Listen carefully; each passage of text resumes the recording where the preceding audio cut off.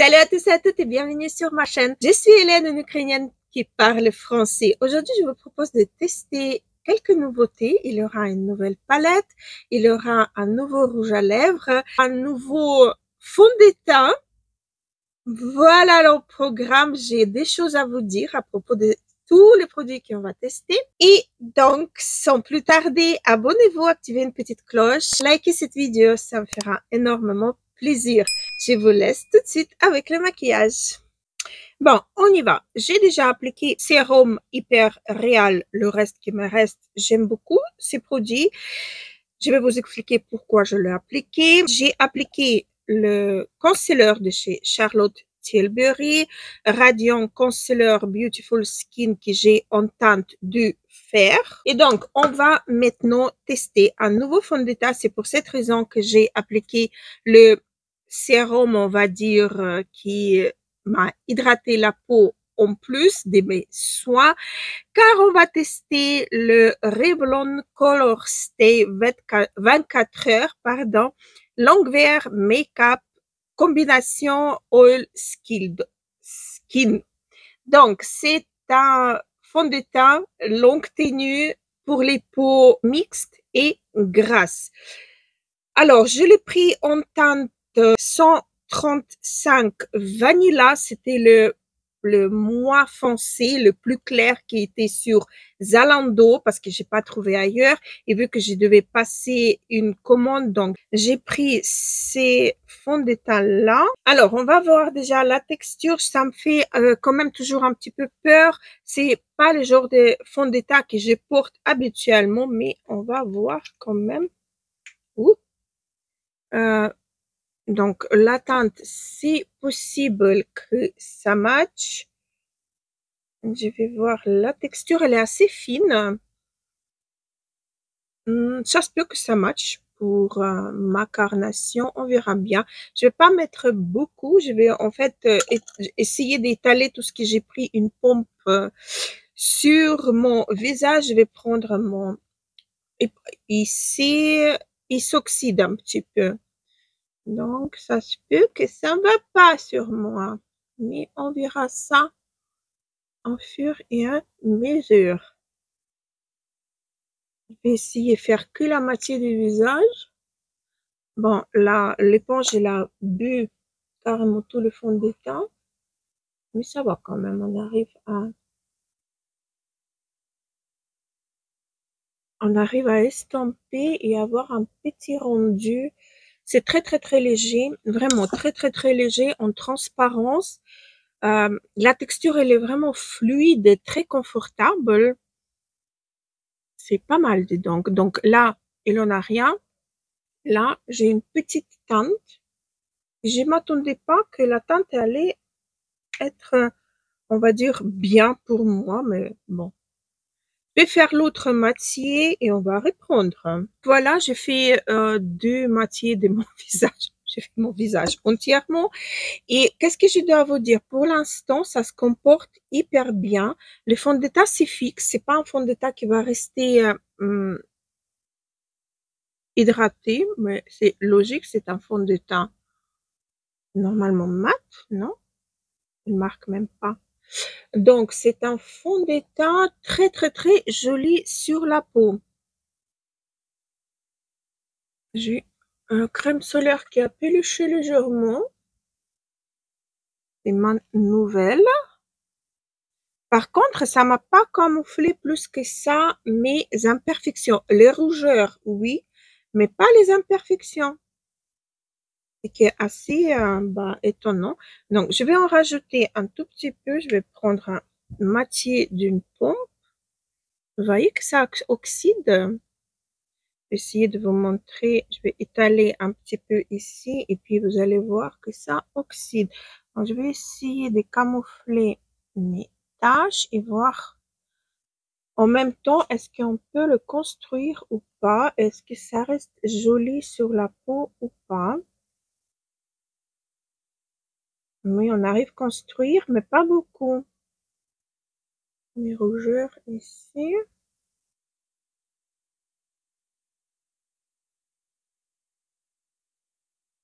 Ça va, c'est pas franchement, je voulais renvoyer le fond de teint parce que j'ai pas fait attention quand j'ai acheté.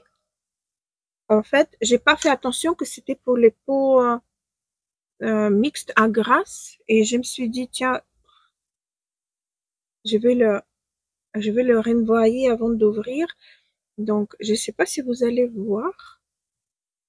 Je vais mettre un tout petit peu pour que vous puissiez voir que ça oxyde. Vous voyez, là c'était, j'ai étalé tout à l'heure et là c'est le tout nouveau. Donc ça oxyde quand même. Là, on peut plus m'arrêter. Je camoufle. Bon, ça suffit. Je vais terminer mon teint, appliquer mon blush, mon bronzer et puis on va passer à la nouvelle palette qui me tente vraiment beaucoup. Donc voici ce qui s'adonne. J'ai galéré aujourd'hui avec le blush. Je sais pas pourquoi. J'ai utilisé donc Charlotte Tilbury, le bronzer en teinte fer et le blush de la marque Ritual des filles. Et j'ai appliqué la base à paupières et j'ai fait mes sourcils également. On va passer à la palette. C'est une palette en édition limitée, pas du tout, en édition limitée chez la marque Be Creative Makeup et c'est la palette Silver Saison Glitter à All Night Long. Donc voici le packaging secondaire. Les fards, ils m'ont vraiment beaucoup plu. C'est made in Italy et c'est vendu chez ici Paris XL. Donc, à quoi elle ressemble cette palette? Elle est très belle. Les teintes neutres froides avec des paillettes satinées. Je crois que l'on a métallique. On va tout swatcher. Celui-ci, la teinte là, elle me plaît énormément. Je vais voir comment ils sont en swatch. Ça m'a vraiment... je suis toute excitée. Donc, quoi vous dire? Voici les swatchs de la palette. Donc, là, c'est le premier rangé. On a un fard pour unifier la paupière que j'adore. On a un fard que des paillettes à utiliser seulement avec un col à paillettes. C'est farci. Il est crémeux, blanc, très beau. Fard métallique, les mats, ils sont hyper bien soyeux, on va dire. Ici, on a encore un métallique, un très joli topper. Je ne sais pas si vous allez le voir, mais le fard, il est très fin. Le noir, bien intense.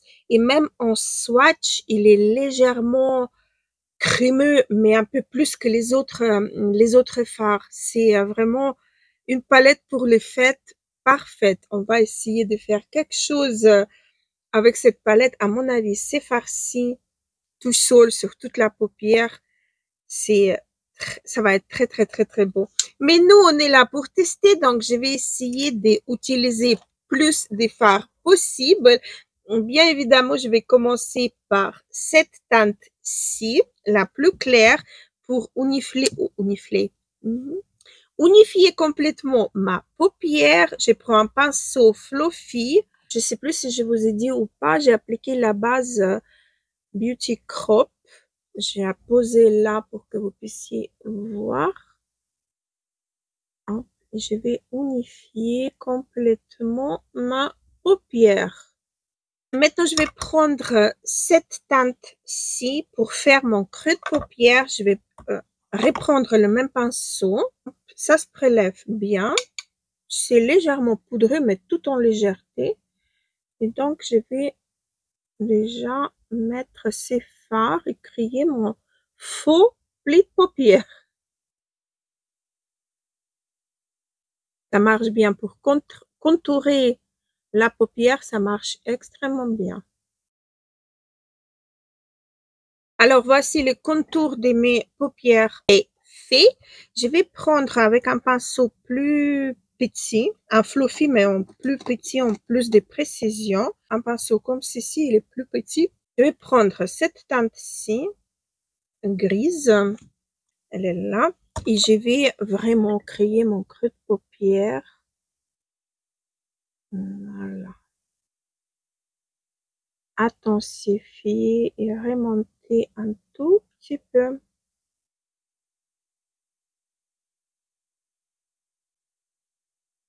C'est une belle couleur froide, elle est vraiment pas mal. On va passer au satiné. J'ai vraiment très envie d'utiliser les deux fards, donc je vais peut-être faire pas deux looks différents, mais utiliser des différents fards. On va voir, je ne sais pas où. Donc, tout d'abord, je vais prendre cette teinte-ci pour la mettre en coin externe.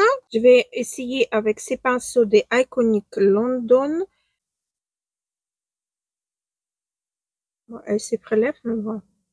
Si elle se prélève quand même, il faut juste être bien précis. Et donc, je vais la mettre ici, en coin externe. Hop, comme ceci. Elle est belle, hein? Elle est vraiment très belle, cette teinte.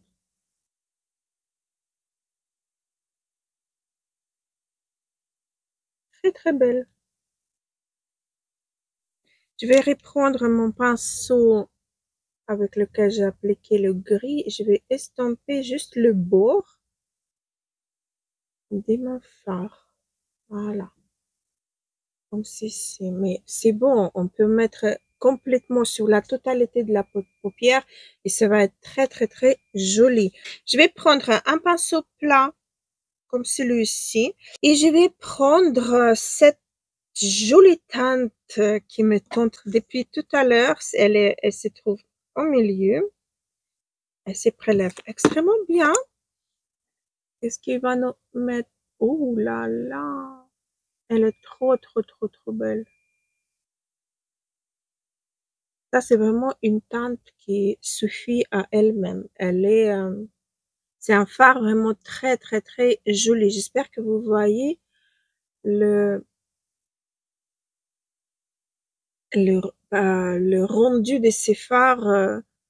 Et c'est trop, trop, trop, trop beau. C'est même magnifique, on peut dire. J'estompe de nouveau. Et dans le coin interne, j'hésite entre le topper. Oui, je vais mettre le topper, cette teinte-ci. C'est cette teinte-là. Il est trop, le fard, il est trop, trop, trop fin, très léger, très, très beau. Je vais le prélever avec mon petit doigt. Je vais là. Oh là là, ça fait joli, c'est beau.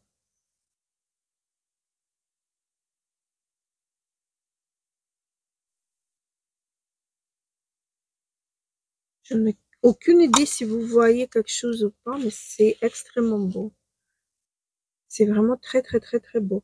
Je vais en rajouter un petit peu la teinte foncée satinée dans le coin externe. Un petit peu pour intensifier parce que je trouve qu'elle est partie, la teinte. J'ai trop estompé. Voilà. Et un tout petit peu le gris également. Et là aussi, voilà. Là aussi, j'ai l'impression que tout est parti. Voilà, voilà. Alors, dites-moi en commentaire après, qu'est-ce que vous en pensez? J'adore. Écoutez, c'est très, très, très, très beau. Je vais terminer le maquillage et je reviens. Alors, je vous montre vite fait ce que ça donne.